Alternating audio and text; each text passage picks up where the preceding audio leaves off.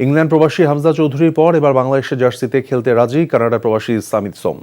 জুনে সিঙ্গাপুরের বিপক্ষে সামিতকে খেলানোর চেষ্টা চলছে বলে জানিয়েছেন বাফুফের সহসভাপতি ফাহাদ করিম।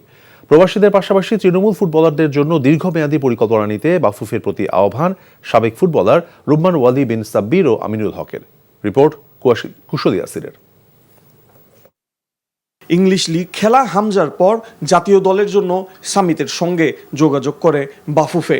২৭ বছর বয়সী এই মিডফিল্ডারের বাবা মা দুজনই বাংলাদেশি। সামিত বর্তমানে খেলছেন কানাডিয়ান প্রিমিয়ার লিগের ক্লাব কালাভরি এফসিতে। ২০২০ সালে কানাডার হয়ে 2টি আন্তর্জাতিক ম্যাচও খেলেছেন তিনি। পাসপোর্ট হাতে পেয়ে সামিতকে এনওসি নিতে হবে কানাডিয়ান সকার অ্যাসোসিয়েশন থেকে।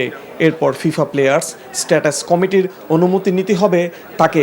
কার্যক্রমগুলো দ্রুত সম্পন্ন হলেই বাংলাদেশের হয়ে খেলতে আর বাধা নেই সামিতের। He has send me message যে উনি কনফার্ম করেছে যে হ্যাঁ উনি খেলতে চান এখন। আমরা কিছু গ্রাউন্ড ওয়ার্ক করে রেখেছিলাম আগের থেকেই, বাট তারপরে গোয়িং ফরওয়ার্ড ওই প্ল্যানটা করব এবং ওনাকে ক্যালেন্ডার শেয়ার করব আমি।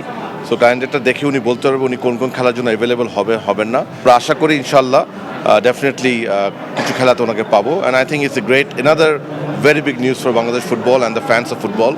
প্রবাসী ফুটবলারদের খেলিয়ে এককালীন সফলতা আনা সম্ভব। ফুটবলের সামগ্রিক উন্নয়নের জন্য প্রয়োজন দীর্ঘমেয়াদী পরিকল্পনা, যার জন্য ফেডারেশনকে দ্রুত পদক্ষেপ নিতে বলছেন সাবেকরা।